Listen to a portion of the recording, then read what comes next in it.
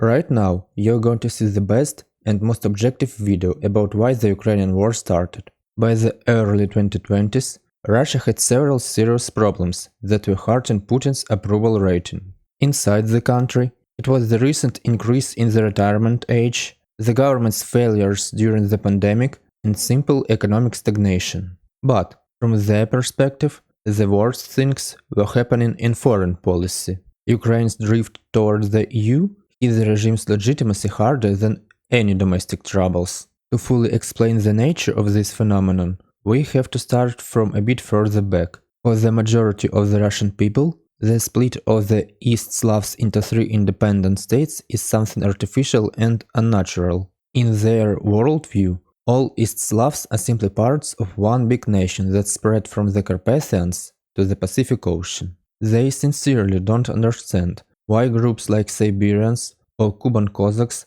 are viewed as an inseparable part of Russia, while Ukrainians and Belarusians suddenly became separate nations. From the perspective of the average Russian, administrative borders in the Soviet Union were simply drawn wrong. They are convinced that Ukraine and Belarus should have never been raised to the status of Soviet republics. They should have been downgraded to the level of regular autonomous regions within the Russian Federation. Why? So that, when the USSR collapsed, they wouldn't have had the legal right to independence. This is exactly why the Russian deep state population perceives Ukrainian independence not as sovereignty, but as separatism. For them, Ukraine is like Bavaria to Germany, just a southern region with its own local flavor and dialect, but absolutely not a separate country. This phenomenon has a very specific name, the concept of the Triune Nation. This idea existed back in the days of the Russian Empire, but in recent years it has blossomed with a new, toxic force. Kremlin propaganda deliberately revived this myth to play to the patriotic electorate. The worldview of this concept's followers is pretty specific, if not primitive. In their minds, the formula of national identity is simplified to the maximum. If a person understands the Russian language and belongs to the Orthodox faith, that is fully enough to automatically count them as part of the Russian people. They simply ignore any linguistic or cultural differences between the three East Slavic ethnic groups. For them, these are not signs of unique identity, but artificial traces of Western interference in Russia's internal affairs. For example, the fact that the Ukrainian language is objectively not mutually intelligible with Russian is explained very conveniently by imperial logic. They say it's the result of forced colonization of their historical compatriots. Consequently, millions of Ukrainians who identify as Europeans and seek integration with the EU have no agency in this system of coordinates. They are viewed simply as victims of hostile Western propaganda, basically as lost Russians who were tricked into forgetting their true roots. But the real trouble for the Kremlin started when the Russian government tried to force this archaic concept into modern reality. The idea that Ukrainians and Belarusians should at best live with Russians in a single state, or at worst obediently stay inside their exclusive sphere of influence, completely failed in the 21st century. And at this point, history took two completely different paths. In Belarus, the Kremlin managed to freeze the situation. A fully loyal regime was formed there, which suited Moscow perfectly. But in Ukraine, this imperial structure collapsed spectacularly. We also had our own pro-Russian regime 15 years ago. It even came to power through relatively fair elections. But in the end, the people overthrew it due to unbearable corruption and its refusal to move closer to the EU. And exactly at that moment, the most tragic period of our modern history began.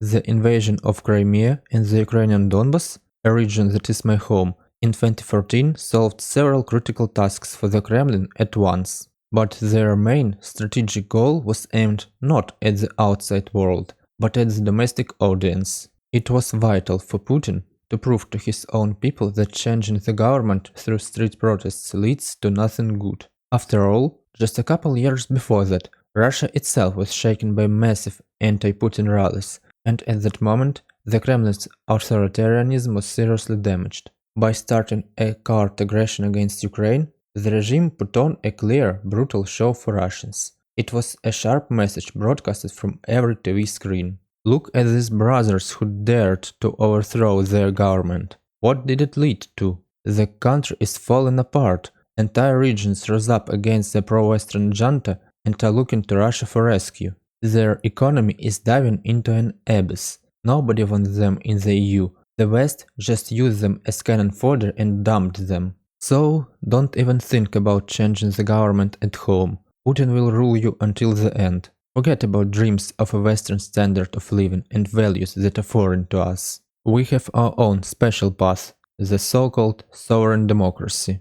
Besides this domestic intimidation, Moscow was driven by pure revenge. The Russian elite wanted to punish Ukrainians, whom they viewed as traitors within their concept. By occupying Crimea and the industrial heart of Ukraine, Donbas, the Kremlin deliberately ripped key resources out of the hands of the new pro-European government in Kyiv. They wanted to completely destroy the economic foundation for the development of an independent state. And, of course, this small, as they thought back then, victorious war was needed for an instant boost for Putin's approval ratings. And it worked. Even independent pollsters confirm the euphoria from annexation of Crimea noticeably pushed his popularity up. Meanwhile, endless aggressive news stories about fighting in Donbas distracted ordinary Russians from poverty, corruption and stagnation inside Russia itself for years to come. However, as paradoxical as it may sound, even after the war began in 2014,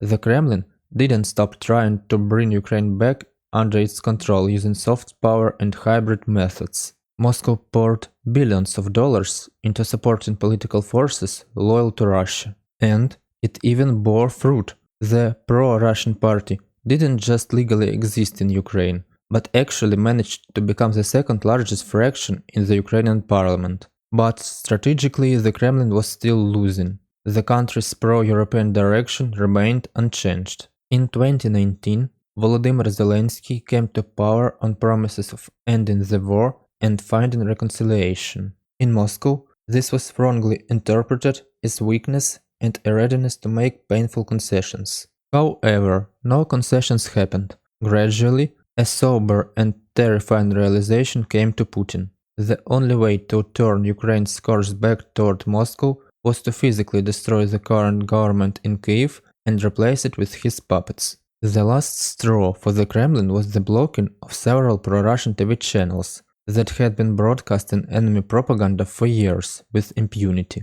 It's important to emphasize here, Zelensky didn't provoke the war with this decision. Inside Ukrainian society, a massive demand to close these Kremlin mouthpieces had been brewing for a long time, and the president simply carried out the will of his people. But for Putin it was a signal. The hybrid toolkit was completely broken. Soon after, Russian generals received orders to prepare a full-scale invasion. It's vital to keep in mind, this war was planned as a lightning-fast blitzkrieg, a quick special operation for regime change. Nobody in the Kremlin expected a multi-year bloody meat grinder with hundreds of thousands of dead bodies. Putin was solving personal problems again. His approval rating before 2022 was steadily crawling down due to stagnation and poverty, and an easy victory was supposed to cement his legitimacy for decades to come. In addition, there are two fundamental reasons for this attack that are often forgotten. First, for Putin, war is the only way to force world leaders to talk to him.